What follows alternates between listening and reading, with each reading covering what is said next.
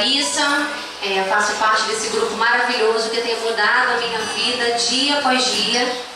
Louvo a Deus por mais um ano. Quando eu entrei por aquelas portas, eu falei assim: Senhor, muito obrigada por mais um ano. Que a gente faz parte disso, sabemos o trabalho, a dificuldade, as lutas, mas o Senhor tem dado vitória. Congrego na Igreja Assembleia de Deus, Semeando Jesus, que fica ali em Santa Cruz, e para mim é uma honra. Nesse momento eu gostaria de convidar aqui na frente os 3 debatedores que farão parte conosco desse momento, que é o primeiro debatedor, o pastor e psicoterapeuta Ricardo Silva. Onde está o pastor Ricardo? Pastor Ricardo, pode ficar à vontade. Ele é da comunidade Crescendo em Cristo, que fica aqui em Japeri. Vamos saudar o irmão Ricardo, com a paz do Senhor. A paz, pastor. Já pode nos dar uma saudação, fica à vontade. Graças e paz, amém? Amém. Bom estar aqui nesse, é o terceiro congresso? Segundo, né? Isso. A gente está ficando quase que figurinha carimbada aqui, né? Pastor Fagner e a pastora Luciana, casal de amigos. E é bom estar aqui com vocês. A gente espera poder contribuir um pouquinho, né, com tudo que está sendo feito aqui. E é óbvio, né, tudo sendo feito para a honra e glória do nosso Deus, amém? Nosso segundo debatedora, a pastora Fátima, também psicoterapeuta. Onde está a pastora Fátima? Ela foi beber uma água agora. Não sei o que ela falta no mundo. Amém. Amém, não estou certa, ela que está certa, tá vendo aí? Pastora Fátima, da comunidade Crescendo em Cristo, que fica aí em Paracambi. Vamos saudar a pastora Fátima também, em nome de Jesus. É a pastora Suzana, então, que está lá embaixo. Gente, o povo lá me confundindo. Estou igual da Adão, botando a família. A senhora já pode nos dar uma saudação, fique à vontade, pastora. Pastora Fátima. Desculpa que eu parei ali para comer alguma coisa. E apresentando. É um prazer estar aqui com os irmãos nessa tarde desafiadora, né? E já de antemão dizendo que a gente não sabe tudo, mas esperamos que nesse debate a gente possa juntos aprender mais alguma coisa, que seja mais uma ferramenta para nos ajudar no nosso desafio do dia a dia na nossa vida. E agora a nossa terceira debatedora, que é a pastora Suzana Pantaleão, da ADVEC, que fica em Campo Grande. Foi a nossa preleitora da manhã, uma palavra abençoada mais uma vez para o coração. Amém. A paz, boa tarde a todos. Prazer enorme estar aqui, né? Aguentar me ouvir mais um pouquinho. Deus abençoe. Amém. Glória a Deus.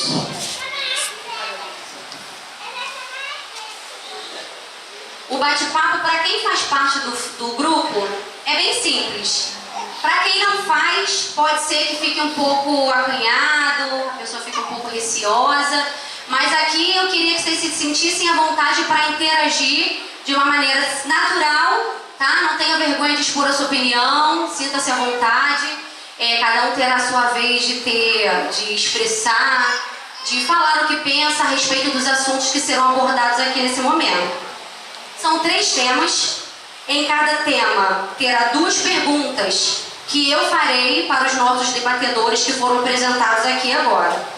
A igreja vai ter total liberdade para questionar, dar as suas opiniões, tirar dúvidas em cima das respostas que serão dadas pelos nossos debatedores. Vocês podem levantar dúvidas, interagir de maneira tanto a favor, ou se vocês tiverem uma opinião que não concordem, que seja discordante do que eles falem, vocês têm total liberdade de perguntar, de tentar entender, assim como nós fazemos no grupo, e tem sido muito saudável, nos fazendo aprender mais, entender mais sobre a palavra de Deus. Vou começar com o primeiro tema, tá? Que é com relação ao casamento, tá, pastores? A primeira pergunta que eu vou fazer para vocês é a seguinte: A igreja pode prestar atenção, tá bom? E analisar a resposta dos nossos debatedores.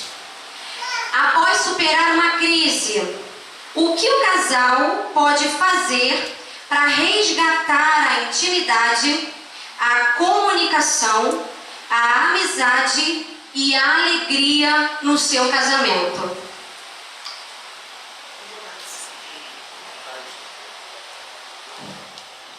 Bom, eu sou casada há 16 anos e já passei por crises também, né, no casamento, o que é muito comum.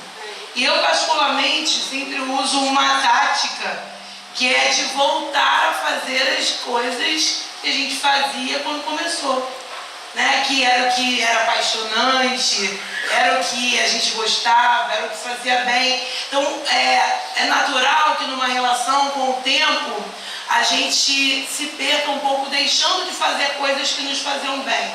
Então, voltar a fazer esse tipo de coisas, às vezes coisas pequenas, às vezes sair sozinhos, né? Principalmente depois que nós temos filhos, a gente mal sai só, né?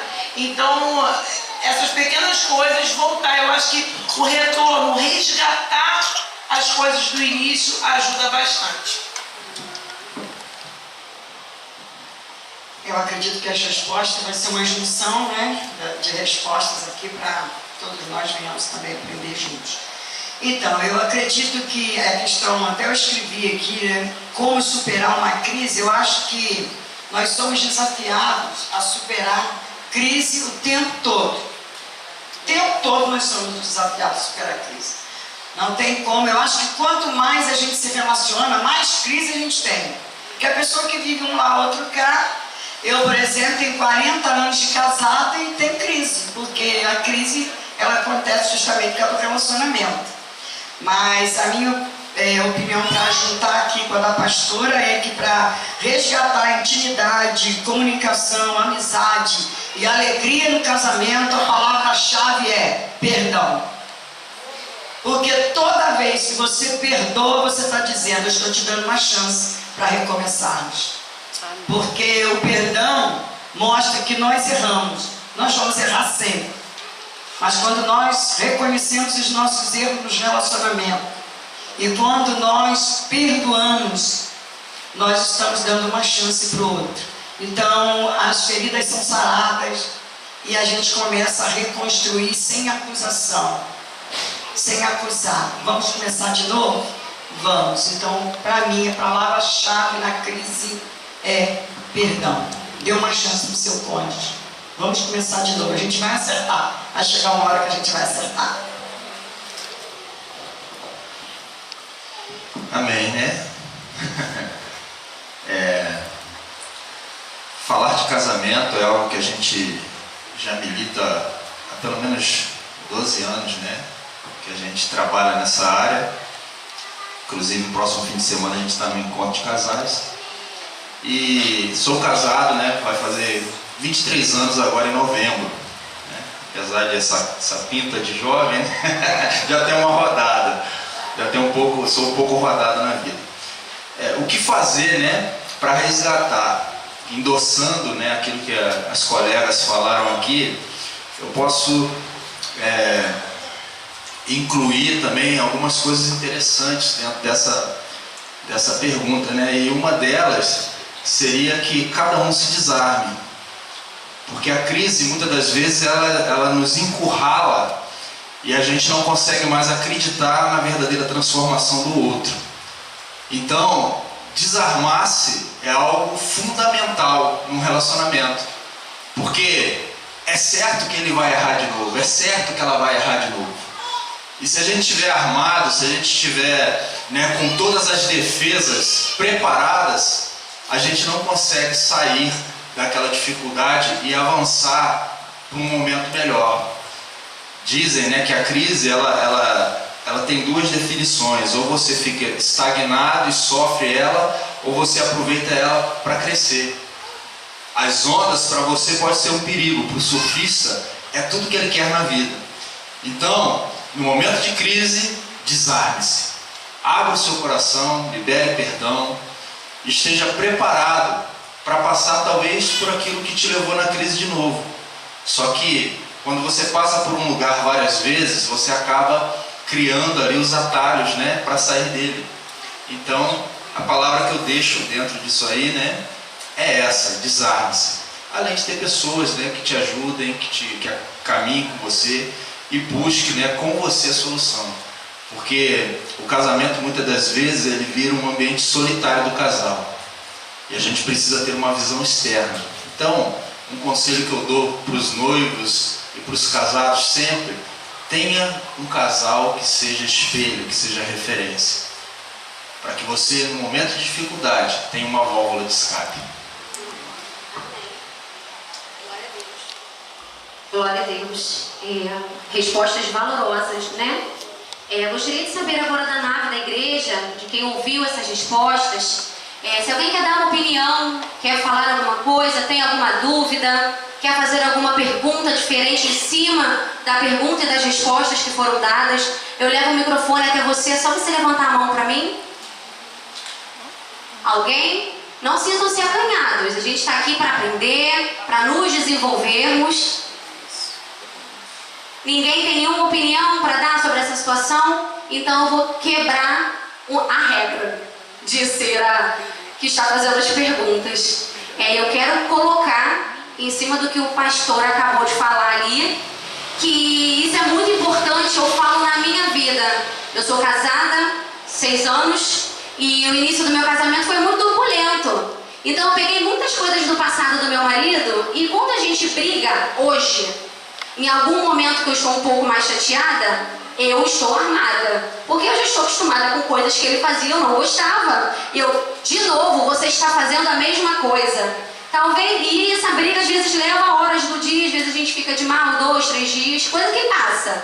Mas se eu me desarmar, como eu ouvi hoje de uma maneira maravilhosa, se eu perdoar, e se eu tentar reaver coisas que se perderam, né, pastora, nesse período, a gente consegue viver bem um relacionamento por muitos e muitos anos, dando testemunho, sendo carta lida para outros casais. Não é verdade?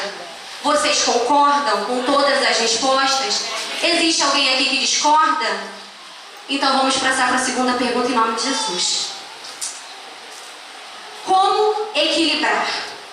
Deixar pai e mãe e se unir ao cônjuge com a honra aos pais.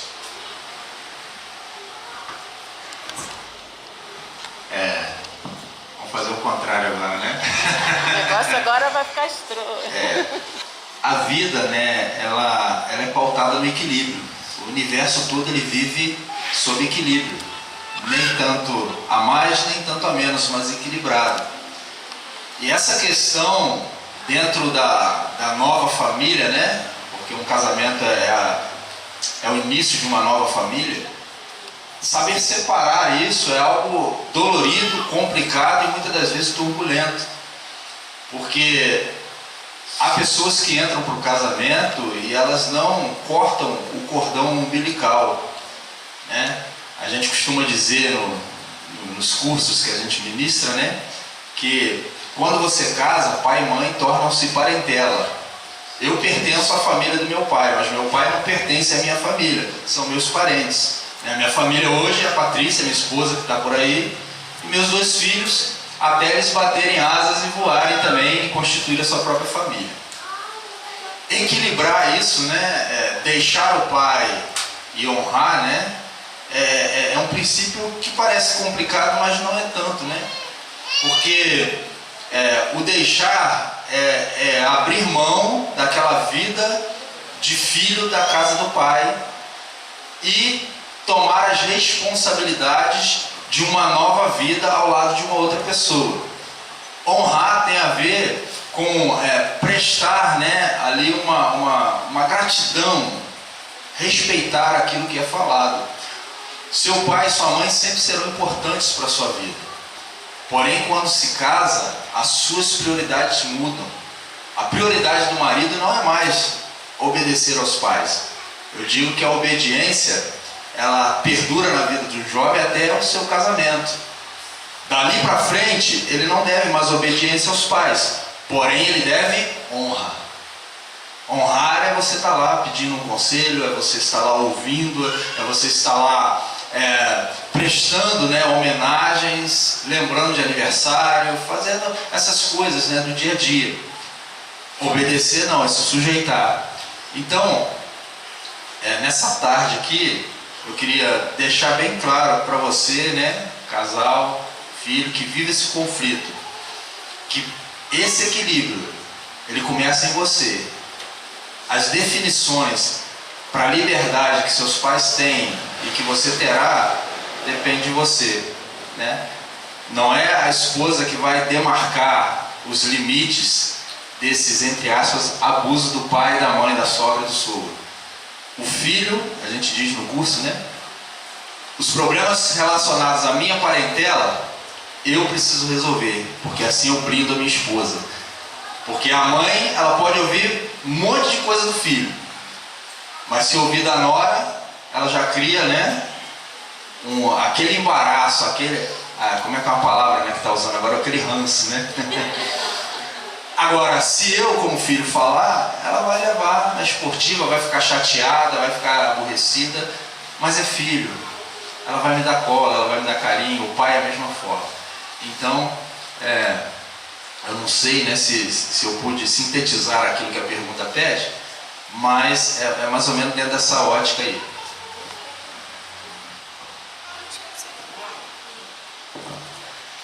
Então, essa questão dessa palavra deixar, aqui já explicado um pouco pelo pastor, interessante a sabedoria de Deus quando nos criou.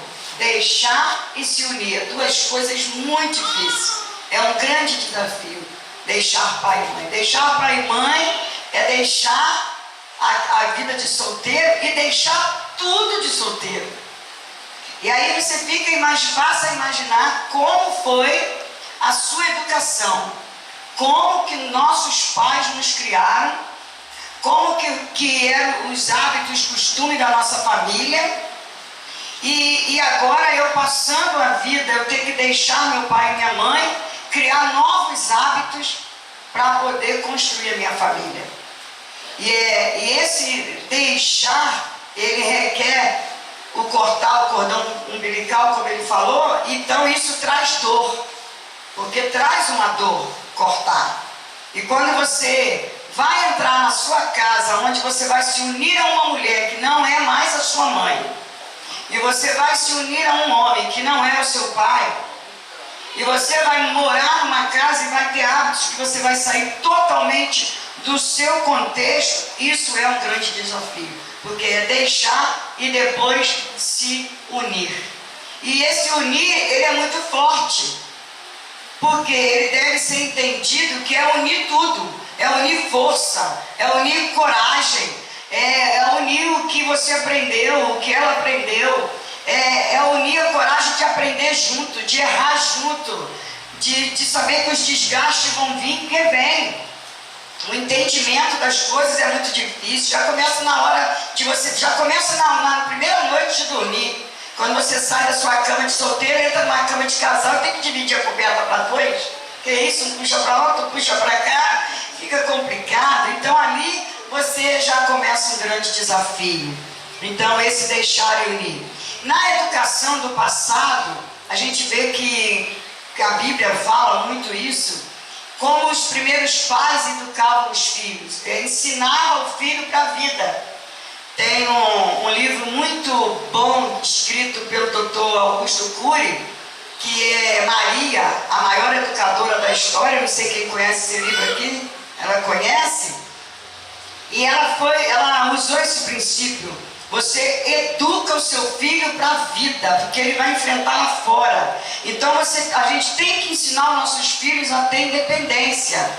Então eles vão crescendo, a gente vai ensinando independência.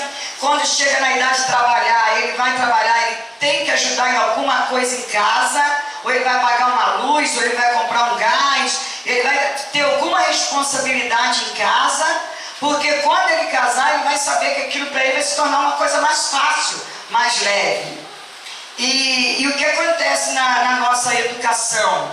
a gente vai protegendo o filho e vai dando tudo e vai poupando ele de tudo. Ele acaba sendo coitadinho às vezes, né? Tadinho. Ah, estava estudando, tadinho. Ah, não deu tempo dela fazer isso.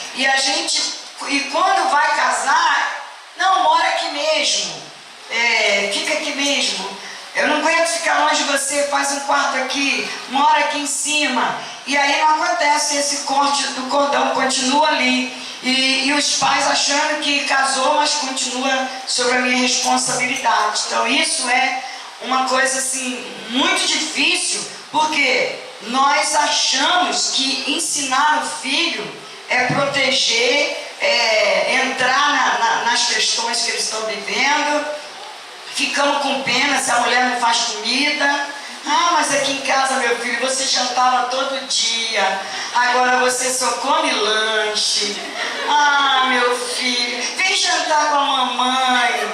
Você come lanche? Porque você casou, meu amado, agora é lanchinho. É isso mesmo, come lanchinho, você está casado, sua vida é outra. Você agora não pode mais deixar a toalha em cima da cama. Você agora não pode mais deixar o sapato em qualquer lugar. Ah, detalhe, quando você chegar, você agora não vai encontrar comidinha quentinha na mesa e comer e ver Jornal Nacional, não. Você tem que me ajudar a arrumar a cozinha, afinal de contas nós dois trabalhamos fora. E por aí vai. Então esse deixar é um desafio. Você decidiu deixar a vida de solteiro, entregou a chave da casa para os seus pais, como o pastor já falou aqui, entregou a chave da casa para os seus pais, pai, agora a casa não é mais minha, é sua. E você pegou a chave da sua casa e foi viver com ela. E lá vocês se uniram, para quê? Nós vamos nos unir para aprender junto e construir a nossa família. E quando você tem um casamento bem sucedido, tem um filho e uma filha de caráter, de integridade, e que você vê que não tem tanto desgaste com as coisas do dia a dia que acontece, você está também honrando pai e mãe. Amém. Bom, existe uma palavra que eu acho que a resposta dessa pergunta, na minha opinião, está na pergunta.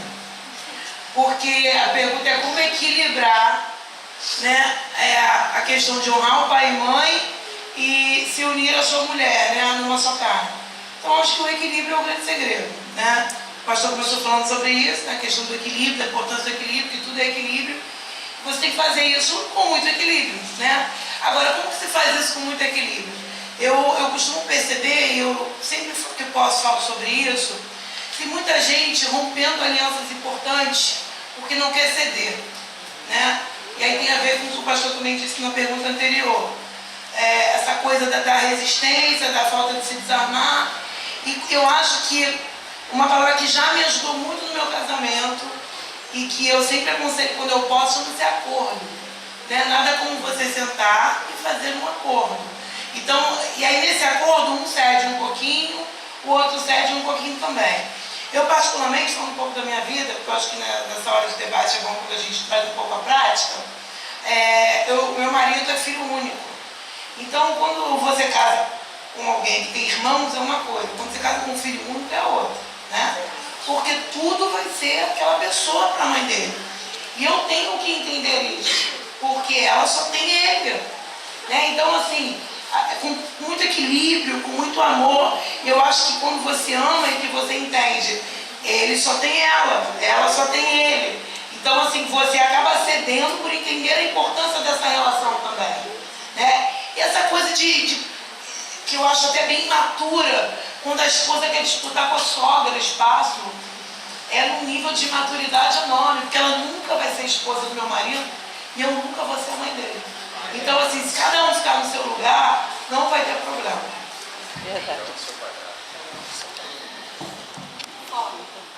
Forte, né? Alguém tem uma opinião? Alguém quer dividir alguma coisa conosco? Tem alguma pergunta em cima das respostas? Vamos lá, gente. Levanta a mãozinha, ó, eu vou ler no microfone. Ninguém quer perguntar nada? Será que é só eu, Ana? Não é possível. Amém. É porque me coça a garganta que eu tenho muitas perguntas pra eles. Eu não posso perguntar. Eu vou fazer uma pergunta para os debatedores a respeito dos pais dominadores. O que fazer? Porque muitas das vezes não são os filhos que têm a dificuldade de deixar, são os pais. São os pais que não Eu vou usar até o que o próprio pastor já disse. Quem põe esse limite são os filhos. Eu ponho o limite até onde a minha mãe vai. Até aqui não, mãe, não. Tá, aqui é assim. Né? Não, mas o meu marido é Miguel, mas o Miguel gosta assim, mãe. Entendeu? Que negócio, ele prefere assim. Então eu acho que a gente, o pastor disse isso e com muito louvor. Quando o filho entende que essa responsabilidade é sua, assim como com a mãe dele, que o limite é ele. Né? A minha sogra é uma pessoa difícil. E apesar dela ser difícil, eu nunca tive um problema com ela. Nunca discuti com ela. Nunca fiquei sem falar com a minha sogra, apesar dela ser extremamente difícil. De ter problema familiar mesmo, assim, os irmãos, com os sobrinhos, não sei o quê. Eu nunca me meti, porque eu sempre deixei ele resolver.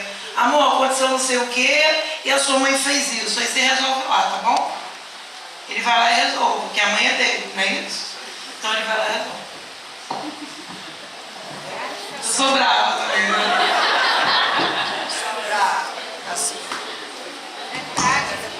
Juntando-se com a palavra dela, eu vejo que os pais que são dominadores são aqueles pais que não se prepararam para liberar o filho, para ele ter a vida dele e eles poder respeitar isso, ainda que doa no início, até você se acostumar.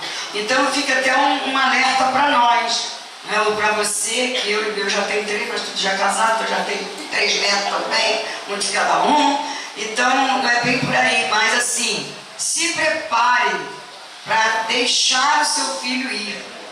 Eu acho que isso é muito importante, se preparar para deixar o seu filho ir. Aí você não vai fazer parte do censo de os pais dominadores. E aí a importância, né, do deixar. A palavra de Deus, quando ela fala que quando Deus ele chama Abraão, né, que era Abraão, ele fala: sai da tua terra, do meio da tua parentela. O pastor Jaime Kemp, em um dos seus livros, ele diz que você deve morar a que distância da casa dos pais? Que não seja tão perto que os pais possam ir de chinelo e que também não seja tão longe que eles tenham que levar mala, né? Então essa seria uma distância, né, apropriada para se morar próximo dos pais. O grande problema é de filhos que têm pais opressores, dominadores, que não liberam os filhos para a vida. O grande problema se dá pela proximidade. Hoje a gente vive uma crise habitacional, né? Então é aquilo que já foi dito aqui: vamos fazer um puxadinho, vamos fazer aqui em cima, né? Vamos ali do outro lado da rua. Então isso cria-se, ou não cria, né? Mantém ainda um vínculo muito forte. Quando você sai, que é o que a palavra fala, sai, e sair não é estar próximo, é sair, é ir para longe, né? É entregar a chave, como a pastora disse. Você acaba de uma certa forma quebrando esse domínio, porque aquilo que os olhos não alcançam é difícil dominar, né? E aí você, quando vê, você percebe que essa lacuna ela vai se formatando, né, entre o filho e os pais, e chega um ponto que a convivência se torna equilibrada, saudável, tanto para um quanto para o outro. Amém. Amém. Alguém tem mais alguma? Tem uma irmã ali. Pastora Fátima, me lembra no final, eu vou dar o telefone da minha sogra para a senhora, tá? Ela deve ser uma sogra ótima. Vou levar